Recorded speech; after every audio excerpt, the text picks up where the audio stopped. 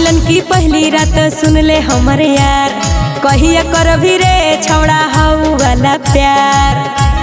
हे रे बोल, अरे आज मिलन की पहली रात सुन ले हमर यार, कहिया कर भी रे छौड़ा हाउ वाला प्यार। अरे कहिया ले जइभी तो चांद के पार। पहली पहली बार के लिए प्यार गे, हाँ? ले तेरा वो छोड़ी लगातार गे। पहली पहली बार के लिए प्यार गे, ले तेरा वो छोड़ी लगातार गे।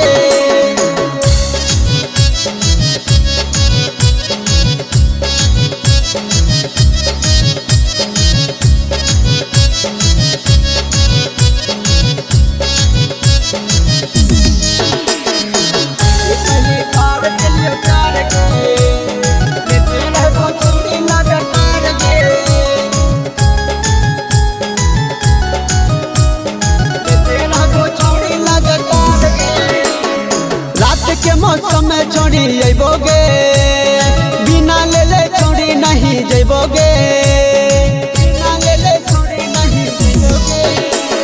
आई भी छोड़ा बहुत मजा पई भी रे, अरे किसमिस छोहड़ा छौड़ा खई भी रे।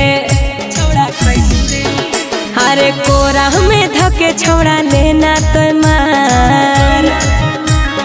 पहली पहली बार के लिए प्यार गे, ले तेरा वो छोड़ी लगातार गे। पहली पहली बार के लिए प्यार गे, ले तेरा वो छोड़ी लगातार गे। पहली बार के लिए प्यार गे, ले तेरा वो छोड़ी लगातार गे। ले तेरा वो छोड़ी लगातार गे।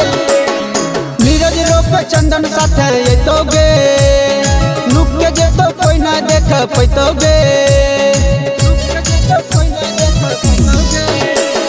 दोनों के तो छोड़ दी हो रोडवा पर, धीरे ले आई हो तो मुड़वा पर। अरे अपन जवानी के पानी दिहा झार रे। पहली पहली बार के लिए प्यार गे, ले तेरा वो छोड़ी लगातार गे। पहली पहली बार के लिए प्यार गे, ले तेरा वो छोड़ी लगातार गे।